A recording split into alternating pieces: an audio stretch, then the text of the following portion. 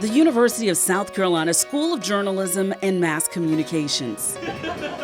We teach the fundamentals. This one in particular? Students hone their skills.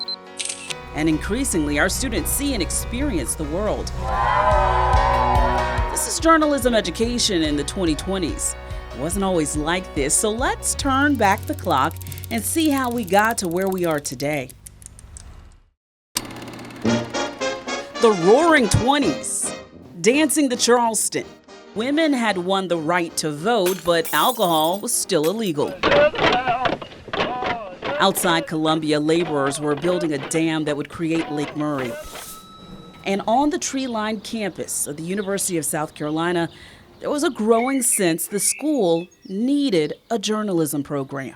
Hi, I'm Darcy Strickland, a 1997 graduate of the University of South Carolina and a journalist here in Columbia at WLTX. I am standing on the beautiful horseshoe where the historic McKissick Museum sits. But back in the 1920s, McKissick had not been built, and sitting here was an old house.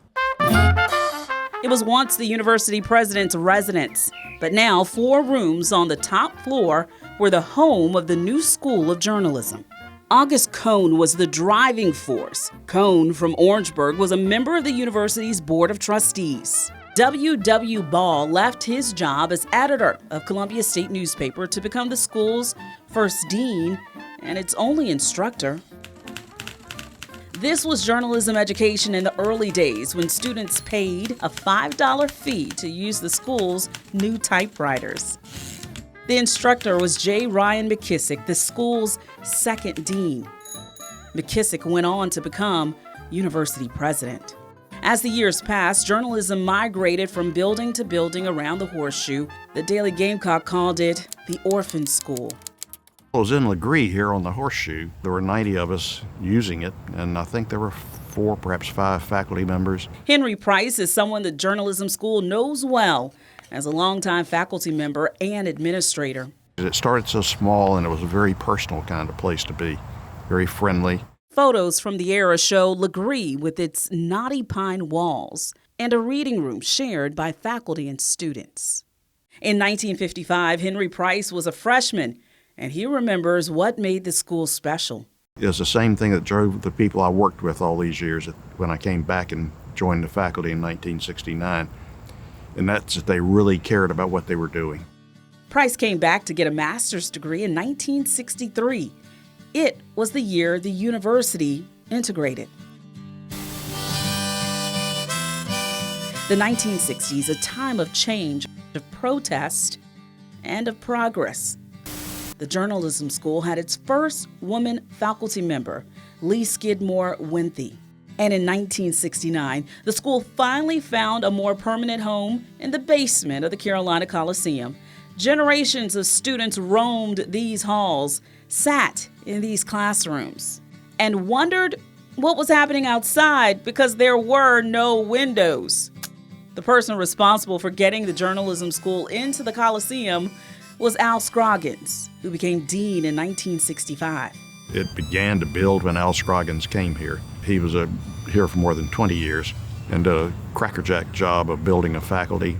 There was a new generation of students, people we know like Sig Hewitt, Dick Elliott, and Jay Bender. Our ad teams won national recognition. Course offerings expanded to include broadcasting, and the school became a college. Journalism education was changing, and so too was the country. After 20 years, Al Scroggins retired. He was replaced in 1985 by Joe Shoquist, a Milwaukee newspaperman. In 1988, Ken Campbell became our first African-American tenure-track faculty member.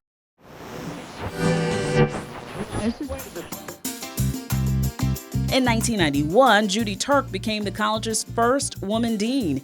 She established a PhD program. Meanwhile, our ad team continued its winning ways. Print journalism students had a capstone course where they took no other classes. They just covered the news. And Professor Sonia Dewey created a parallel experience for broadcast students. It was a live daily newscast. I remember it well. This is Carolina News. It was in the basement of the Coliseum where Fox's Ainsley Earhart ABC's Eva Pilgrim, ESPN's Alyssa Lang, Fox 5 DC's Kenneth Moten, and many others began their careers. And it's not just broadcast journalism. Our graduates have excelled in many fields, ranging from basketball to business. Special events, press releases, marketing launches. I use my degree every single day. Jeff Charney makes Super Bowl commercials. We were watching television the other night, and one of the progressive commercials came on, and I said to Mark, you know, one of our alumni created that. Former CNN correspondent Charles Bierbauer became dean in 2002. He took students to Washington for an insider's look at our nation's government. Our public relations and advertising students continued to win national recognition. Students also were traveling overseas, learning about a Nazi concentration camp, experiencing other cultures, documenting what they saw, and doing meaningful work. Back in Columbia, things were changing at the university. Journalism merged with the library school to form a new college with a new structure. Shirley Staples Carter from Wichita State University became the journalism school's inaugural director.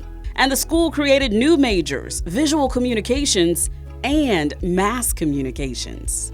The program was growing and change was in the air. The old School of Public Health on the Horseshoe was empty and available. When I took the job, the promise was made to me, we will get you out of the Coliseum. And then one day, the provost said, how about the health sciences building? I said, the building's a mess. He says, yeah, but we're going to completely gut it, and we'll do what you need, and we're putting up some of the costs. And we said, we'll take it. Now, the building had to be gutted and expanded, but in the fall of 2015, we moved in. The School of Journalism and Mass Communications. And we celebrated that night on the Horseshoe with alums Darius Rucker and Mark Bryant. How y'all doing? With the new building, students and faculty now had great classrooms, state-of-the-art equipment, and sunlight. In 2017, Charles Bierbauer retired. Well, I think the time has come, my friend. He will be remembered as the dean who finally got us out of the Coliseum. One of the things that I saw when I first got here is that this was a fantastic program. Tom Reichert came from the University of Georgia to lead the school. What I saw that was missing was the embracing of new and emerging technology. One of his first initiatives was to build the Social Media Insights Lab, which is used for teaching and research, plus it has paying clients. To keep current, the college sends faculty and students each year to the annual South by Southwest Conference in Austin, Texas. And Reichert has continued to build upon the commitment to give students a transformational experience overseas. One of the things that we did is create a new study abroad program. It's unlike any in the country in which our students can go and pay no program fee. They spend a month in Barcelona and have a magical cross-cultural experience. We developed a relationship with UNESCO, hosting international forums, and we were rewarded with a prestigious UNESCO chair. Under Reichert, enrollment grew to a record 1,750 students in 2020, and the school led the university in graduation rate. Prominent journalists like NBC's Craig Melvin came to speak to students, and the Washington Post's Bob Woodward came to speak to the community. Meanwhile, the curriculum continued to evolve. Because after you get past Bama, LSU, and Georgia. Sports media is our newest major. The media world is changing. That's one of the things that we really need to make sure that we're doing is adjusting to that change, not only keeping up with it, but perhaps leading in that area. The director of the school now is Dr. Damian Waymer, an experienced educator with a vision for the school's future. He's from Orangeburg, just like August Cone 100 years ago. A lot has happened since we taught students how to set type or develop photos in a darkroom. But the importance of hands-on experience remains, whether it's learning to fly drones or staying up all night to create campaigns for nonprofits. There are a lot of ways to judge an academic institution: programs, buildings, professors, but by far and away, the most accurate measure would be its graduates. The journalism school taught me how to write approachable and clean stories, how to edit my own work, how to really have an exuberance and a passion for this profession that it served me well. It trained me to be here in New York City at the national level, taught me everything that I need to know, and I am forever grateful for the University of South Carolina for giving me the training to be here today. These days, the faculty is more diverse than in the past, but the passion for what we do is the same. I look at where I've been able to get because of the people in this room. I can't thank you guys enough.